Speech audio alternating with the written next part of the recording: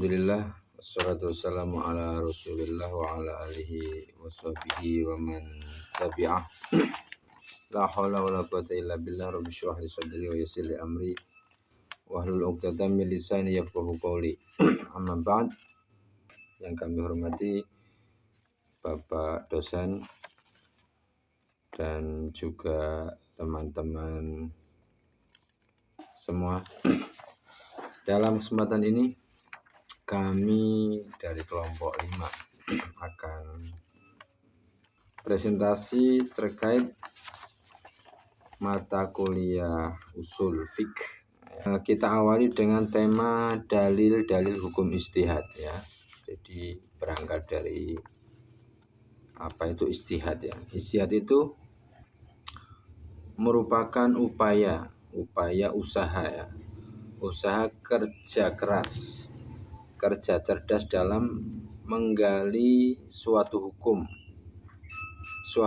yang sudah ada pada zaman Rasulullah ya. Ini pada zaman Rasulullah, ketika itu Rasulullah masih hidup. Nah, kemudian ijtihad selanjutnya ya, karena Rasulullah sudah tidak ada, maka butuh untuk menentukan hukum. Nah, dari sahabat ini dimulainya ijtihadnya, kerja ijtihad. Kemudian dilanjutkan tabi'in sampai sekarang ya, sampai zaman sekarang. Jadi pintu ijtihad masih terus terbuka seiring problematika keumatan.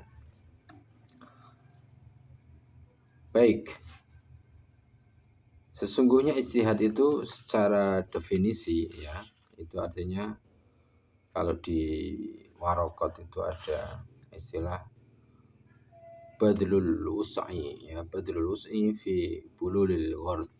Nah, intinya itu sesungguhnya ijtihad itu cara untuk mengetahui hukum ya, menggali hukum melalui ya kita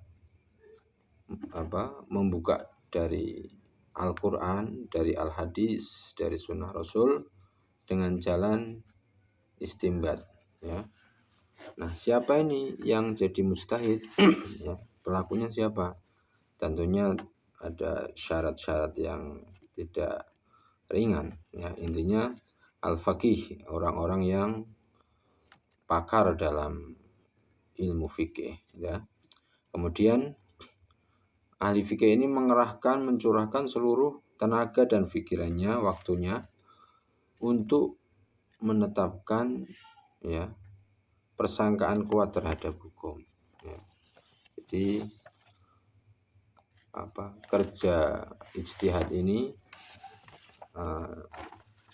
dalam menggali itu urutannya dari Al-Quran, hadis, dan nanti ada kelanjutannya, masih banyak. Kemudian kita dasarnya kok berani ijtihad? Ada dalil dari Al-Quran hukum tentang ijtihad. Bagaimana ijtihad? Di dalam surat An-Nisa 105 Allah berfirman, a'udzubillahi minasyaitonirrajim. Inna anzalna ilaikal kitaba bil haqqi litahkuma bainan nasi bima araakallah. Al-ayah. Yang artinya sesungguhnya kami Allah tentunya ya, telah menurunkan kepadamu wahai Nabi Muhammad Alkitab, yaitu Al-Quran, bil haq, dengan membawa kebenaran ya. Untuk apa? Litahkuma bainan nas, untuk mengadili ya, untuk memberikan kepastian hukum bainan nas, di antara manusia, bima arakallah, atas apa yang Allah ajarkan kepadamu wahai Muhammad ya. Shadaqallahul adzim.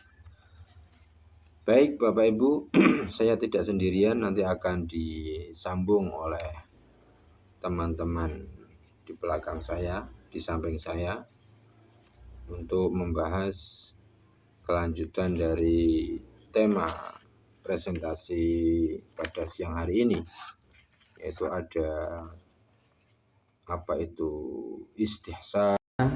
Untuk materi selanjutnya yaitu membahas tentang istihsan. Secara etimologi atau secara bahasa, istihsan adalah timbangan.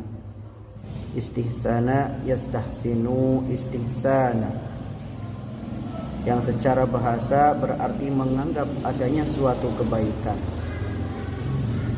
Maksudnya mencari yang paling baik untuk diikuti atau diterapkan, karena pada dasarnya diperintahkan untuk melakukannya.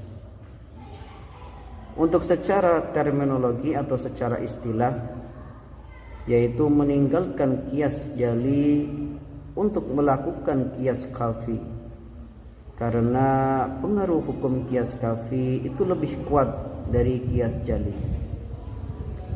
Seperti halnya akad nikah, memang harus dicatat, tetapi akad nikah bukan transaksi bisnis dan perempuan pun bukan barang. Solusinya yaitu akad nikah tetap wajib, yaitu kias jali, tetapi perempuan punya hak dan kewajiban yang seimbang dalam rumah tangga yang disebut dengan kias khafi. Jadi pengertian secara terminologi atau secara istilah yaitu mengamalkan di antara dua dalil yang lebih kuat, atau memberlakukan kemaslahatan juz'i ketika berhadapan dengan ketentuan umum. Untuk selanjutnya yaitu macam-macam istihsan. Istihsan dibagi menjadi beberapa macam. Yang pertama yaitu istihsan bin nas, yaitu istihsan yang berdasarkan ayat atau hadis. Misalnya menurut ketentuan umum, orang yang makan atau minum sewaktu berpuasa adalah batal. Namun hal ini dikecualikan oleh hadis Nabi bahwa orang yang makan atau minum sewaktu berpuasa karena lupa tidak membatalkan puasanya. Untuk yang kedua yaitu istihsan bil ijma', yaitu istihsan berdasarkan al-ijma'. Contohnya jual beli inden atau memesan untuk dibuatkan suatu barang kepada perusahaan atau pengrajin. Dalam kias akad ini tidak dibolehkan karena di waktu akad barang masih belum ada. Tetapi menurut al-ihtisan, praktik ini dibolehkan karena selalu dilakukan di sepanjang zaman. Sementara ulama pun tidak mengingkari, yang akhirnya menjadi konsensus yaitu kesepakatan. Yang ketiga yaitu istihsan bi al-qiyas al-kafi, yaitu al-istihsan berdasarkan al-qiyas al-kafi. Misalnya terkait dengan tanah wakaf. Dalam al-qiyas al-jali, tanah wakaf sama dengan jual beli karena pemilik telah memindahkan hak miliknya, sehingga setiap orang yang lewat atau mengalirkan air melalui tanah tersebut harus meminta izin kepada penerima wakaf. Hal ini pun sangat menyulitkan, yang akhirnya al-qiyas al-jali ini ditinggalkan untuk melaksanakan al-qiyas al-kafi dengan akad sewa menyewa, sehingga siapapun dapat lewat di lahan ini atau mengalirkan air melewati lahan tersebut. Untuk yang keempat yaitu istihsan bi al-maslahah. Istihsan bi al-maslahah yaitu al-istihsan berdasarkan kemaslahatan. Misalnya bolehnya dokter melihat aurat perempuan dalam berobat. Untuk yang kelima yaitu istihsan bi al-darurah, yaitu al-ihtisan karena keadaan darurat. Misalnya sumur yang kemasukan najis, cukup ditambah beberapa galon air agar menjadi suci kembali. Karena sangat sulit mengeringkan sumur, terlebih lagi sumur itu menjadi sumber mata air. Yang keenam yaitu istihsan bi al-urf, yaitu al-istihsan berdasarkan al-urf atau adat kebiasaan. Contohnya penggunaan tempat mandi umum yang tidak ditentukan berapa lama di dalamnya dan berapa banyak air yang dipakai. Jika ditentukan untuk mengetahui pembayaran jasanya akan mendapatkan kesulitan karena kebutuhan masing-masing orang itu sangat berbeda-beda. Karena itu pembayarannya pun sesuai dengan kebiasaan yang berlaku. Dari ulama fikih, ulama Hanafiyah, ulama Malikiyah dan Hanabilah mengatakan bahwa istihsan dapat dijadikan sebagai hujah atau dalil. Dalam pada itu, istihsan termasuk dalil yang kuat di dalam menetapkan hukum Islam. Berdasarkan ayat-ayat Al-Quran yang menjelaskan bahwa Allah tidak hendak menyulitkan manusia, kesulitan hendaknya ditiadakan. Ayat-ayat tersebut antara lain yaitu Quran Surat Al-Baqarah ayat 185 yang berbunyi, yuridullahu bikumul yusra wala yuridu bikumul usra, yang artinya Allah menghendaki kemudahan bagi kalian dan Allah tidak menghendaki kalian sulit. Sedangkan menurut Imam Syafi'i sendiri ada ungkapan Imam Syafi'i yang cukup terkenal, yaitu man istahsana faqad basyara, yang artinya barang siapa yang menetapkan hukum berlandaskan istihsan sama dengan membuat-buat hukum syariat. Dan juga dasar Imam Syafi'i yaitu Quran Surat Al-An'am ayat 36, ma faratna fil kitabi min syai'in, yang artinya tiadalah kami alpakan sesuatu pun dalam Al-Quran, yang menjelaskan bahwa Al-Quran sudah sempurna. Tidak ada satu pun yang tidak ada jawabannya dalam Al-Quran. Al-Quran untuk menjawab segala sesuatu. Mayoritas ulama menggunakan istihsan sebagai dalil atau metode dalam menjawab persoalan-persoalan baru dalam hukum Islam. Imam Syafi'i sendiri tidak menyebutkan istihsan sebagai salah satu dalil atau metode dalam mazhabnya. Tetapi bukan berarti ia menolak secara mutlak. Ia hanya memperketat penggunaan istihsan agar tidak digunakan untuk kepentingan individu, kesenangan dan hawa nafsu, serta menetapkan hukum tidak berdasarkan dalil yang kuat. Penjelasan ini adalah maksud ucapan Imam Syafi'i. Demikian penjelasan dari saya. Untuk pemateri selanjutnya kami persilakan. Bismillahirrahmanirrahim. Materi selanjutnya tentang maslahah mursalah. Secara etimologi, maslahah sama dengan manfaat, baik dari segi lafal maupun makna. Maslahah juga berarti manfaat atau suatu pekerjaan yang mengandung manfaat. Sedangkan secara etimologi, terminologi, terdapat beberapa definisi maslahah yang dikemukakan oleh ulama usul fikih. Tetapi seluruh definisi tersebut mengandung esensi yang sama.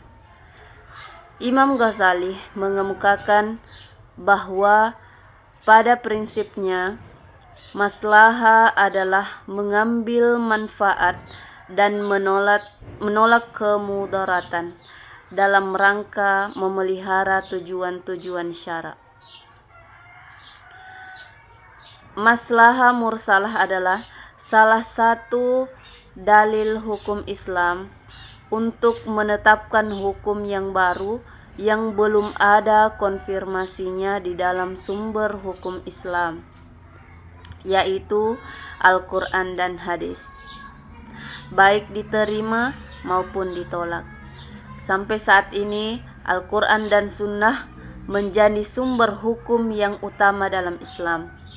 Hanya saja seiring berkembangnya zaman, ada saja perkara atau persoalan yang tidak disebutkan secara eksplisit dalam Al-Quran dan hadis.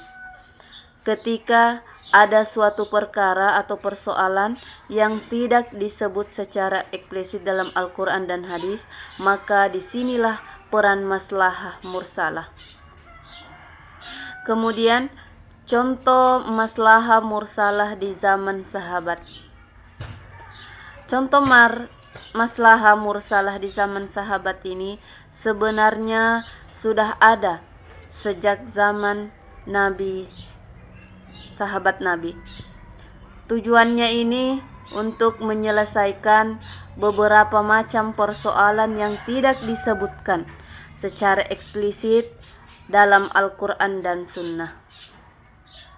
Adapun contoh maslahah yang terjadi pada zaman sahabat antara lain, yang pertama, pengangkatan khalifah kedua.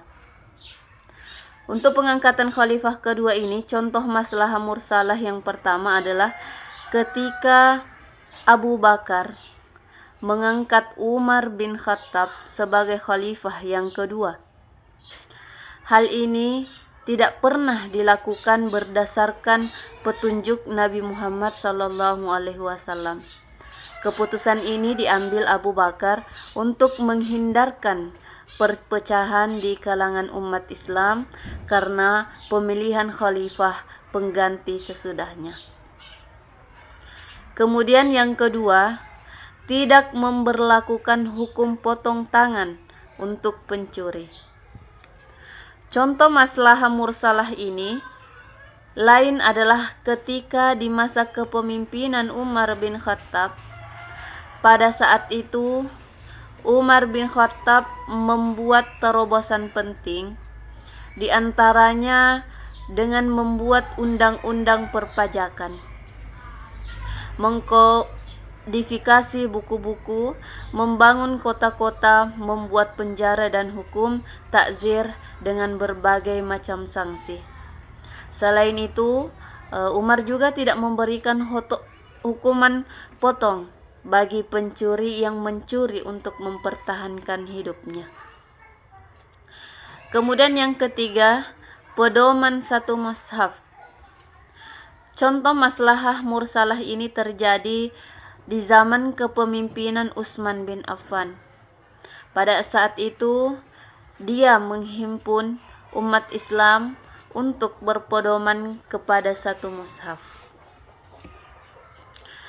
Kemudian yang keempat itu zakat dengan pakaian. Ya, seperti yang kita ketahui bersama bahwa zakat fitrah biasanya diberikan dalam bentuk makanan pokok. Akan tetapi, Muaz bin Jabal mengambil baju buatan dari Yaman sebagai pengganti dari makanan dalam zakat buah-buahan. Bahkan di zaman sekarang, zakat fitrah juga bisa dilakukan dengan memberikan uang tunai. Kemudian yang kelima, Al-Quran itu dihimpun dan dijadikan kitab. Dalam Al-Quran dan Sunnah Rasul, tidak ada nas yang melarang mengumpulkan Al-Quran dari hafalan ke dalam bentuk tulisan. Namun, sahabat di masa Abu Bakar menulis dan mengumpulkan Al-Quran dalam satu mushaf karena maslahat, yaitu menjaga Al-Quran dari kepunahan karena meninggalnya sejumlah penghafal Al-Quran dari generasi sahabat. Kemudian selanjutnya itu tentang contoh maslahah mursalah pada zaman sekarang atau kekinian. Seperti yang telah kita ketahui bersama bahwa maslahah mursalah adalah salah satu dalil hukum Islam untuk menetapkan hukum baru yang belum ada konfirmasinya di dalam sumber hukum Islam, yaitu Al-Quran dan hadis, baik diterima maupun ditolak. Berkembangnya zaman dari seiring banyaknya persoalan baru yang muncul, mendorong para ulama untuk mengambil kebijakan dengan maslahah mursalah. Contoh maslahah mursalah ini banyak terjadi ketika pandemi COVID-19. Istihab menurut etimologi berasal dari kata istihabah dalam sigut istighfal yang bermakna istimror as-suhbah. Kalau as-suhbah diartikan dengan sahabat atau teman dan istimror diartikan selalu atau terus-menerus, maka istihab secara lughawi artinya selalu menemani atau selalu menyertai, atau juga diartikan dengan minta bersahabat atau membandingkan sesuatu dan mendekatkannya, atau pengakuan adanya perhubungan atau mencari sesuatu yang ada hubungannya. Istihab atau istishab dapat pula berarti meminta kebersamaan. Menurut istilah usul, istihab ialah melanjutkan berlakunya hukum yang telah ada dan yang telah ditetapkan karena sesuatu dalil, sampai ada dalil lain yang mengubah kedudukan hukum tersebut. Menurut istilah, ditemukan beberapa redaksi daripada para ahli yang mendefinisikan tentang istihab. Di antaranya adalah menurut Imam Al-Asnawi, yang artinya istihab adalah melanjutkan berlakunya hukum yang sudah ada dan sudah ditetapkan ketetapan hukumnya lantaran suatu dalil sampai ditemukan dalil lain yang mengubah ketentuan hukum tersebut. Istihab diartikan oleh Hasbi As-Siddiqi dengan mengekalkan apa yang telah ada atas keadaan yang telah ada, karena tidak ada yang mengubah hukum atau karena sesuatu hal yang belum diyakini. Menurut Ibnu Qayyim, istihab adalah menyatakan tetap berlakunya hukum yang telah ada dari suatu peristiwa, atau menyatakan belum adanya hukum suatu peristiwa yang belum pernah ditetapkan hukumnya. Menurut As-Satibi, istihab adalah segala ketetapan yang telah ditetapkan pada masa yang lampau dinyatakan tetap berlaku hukumnya pada masa sekarang. Dari beberapa pengertian di atas, maka dapat diartikan sebuah ikhtisar bahwa istihab adalah segala hukum yang telah ditetapkan pada masa lampau dinyatakan tetap berlaku pada masa sekarang, kecuali kalau telah ada yang mengubahnya. Contohnya adalah sebagai berikut. Seseorang yang mulanya memiliki wudhu, kemudian datang was-was dalam hatinya bahwa boleh jadi dia telah mengeluarkan angin yang membatalkan wudhunya, maka dalam kondisi begini hendaklah ia menetapkan hukum semula, yaitu ada wudhu. Dan was-was yang datang belakangan itu tidak boleh mengubah hukum yang semula. Yang kemudian selanjutnya, segala hukum yang ada pada masa sekarang tentu telah ditetapkan pada masa yang lalu. Kemudian yang selanjutnya macam-macam istishab. Para ulama usul fikih mengemukakan bahwa istihab itu ada 5 macam. Yaitu yang pertama istihab hukum al-ibahah al-isliyah. Maksudnya menetapkan hukum suatu yang bermanfaat bagi manusia adalah boleh selama belum ada dalil yang menunjukkan keharamannya. Contohnya, seluruh pepohonan yang ada di hutan merupakan milik bersama manusia dan masing-masing berhak menebang dan mengambil manfaatkan pohon dan buahnya, sampai pada bukti yang menunjukkan bahwa hutan itu telah menjadi milik seseorang. Kemudian yang kedua, istihab al-baro'at al-isliyat, yaitu kontinuitas hukum dasar ketiadaan berdasarkan argumentasi rasio dalam konteks hukum-hukum syar'i. Maksudnya, memberlakukan kelanjutan status ketiadaan dengan adanya peniadaan yang dibuat oleh akal lantaran tidak adanya dalil syar'i yang menjelaskannya. Dalam objektivitasnya, istihab tersebut bereferensi kepada hukum akal dalam hukum ibadah atau baro'atul asliyah, kemurnian menurut aslinya. Akal menetapkan bahwa dasarnya pada segala yang diwajibkan adalah dapat diwajibkan sesuatu kecuali apabila datang dalil yang tegas mewajibkannya. Contohnya tentang hukum wudhu, seseorang dianggap berlangsung terus membatalkannya sampai adanya penyebab yang lain. Kemudian yang ketiga, istihab al-umumi, istihab terhadap dalil yang bersifat umum sebelum datangnya dalil yang mengkhususkannya, dan istihab dengan nas selama tidak ada dalil yang nas yang membatalkannya. Suatu nas yang umum mencakup segala yang dapat dicakup olehnya, sehingga datang suatu nas lain yang menghilangkan tenaga pencakupannya. Itu dengan jalan takhsyif.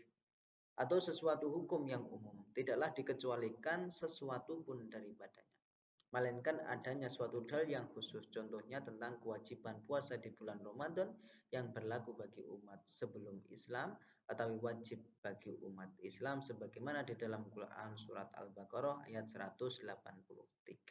Selama tidak ada nas yang lain membatalkannya. Kemudian yang keempat, istihab an-nasyi, istihab maklub atau pembalikan, yaitu istihab pada kondisi sekarang dalam menentukan status hukum pada masa lampau. Sebab istihab pada bentuk-bentuk sebelumnya merupakan penetapan suatu pada masa kedua berdasarkan ketetapan pada masa pertama. Lantaran tidak ditemukannya dalil secara spesifik, urgensinya dalam suatu dalil nas terus-menerus berlaku sehingga dinasahkan oleh suatu nas yang lain.